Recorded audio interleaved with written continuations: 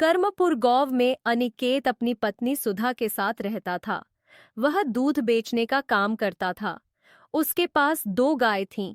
एक दिन अनिकेत दूध बेचने जा रहा था तो उसे किसी ने आवाज दी। अनिकेत ने मुड़कर देखा तो एक छोटा सा बच्चा उसे पुकार रहा था। अनिकेत, क्या है?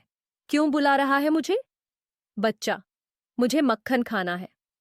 अनिकेत, मेरे पास तो सिर्फ दूध है। बच्चा, ठीक है, मुझे दूध ही दे दो। अनिकेत, पैसे हैं तेरे पास जो दूध पिएगा? जा, अपने घर से पैसे लेकर आ। बच्चा, मेरे पास पैसे नहीं हैं, बिना पैसों के दे दो। अनिकेत उसे डांट कर भगा देता है और दूध बेचने चला जाता है। वह सारा दिन भटकता रहता है, लेकिन उसका आधा ही दूध बिक पाता है।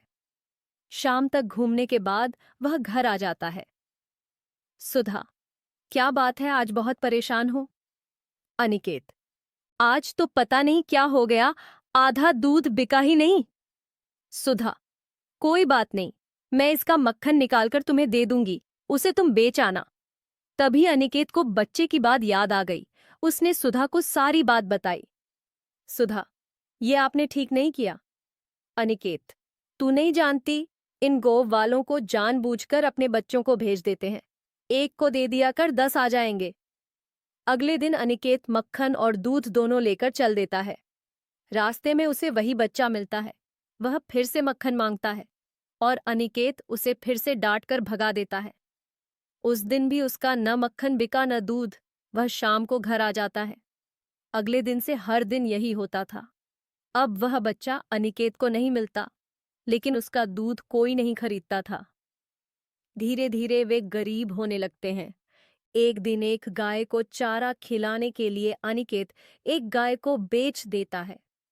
इसी तरह चिंता करते करते अनिकेत बीमार पड़ जाता है। वह इतना कमजोर हो जाता है कि उससे उठा भी नहीं जा रहा था। सुधा उसे दवाई देकर दूध बेचने चल देती है। अनिकेत, लगता है उस बच्चे का दिल दुखाकर मैंने ठीक नहीं किया। पैसों के लालच में मैं अंधा हो गया था। तुझे कोई भी मिले, उसे बिना पैसे लिए दूध दे देना, शायद इस तरह मेरे पाप कम हो जाएं। सुधा उसी जगह पहुंच जाती है जहां वह बच्चा अनिकेत को मिला था। सुधा, मुफ्त में दूध ले लो, मुफ्त में मक्खन ले लो। पूरे दिन आवाज लगाने के बाद भी उसका दूध दही कोई नहीं लेता।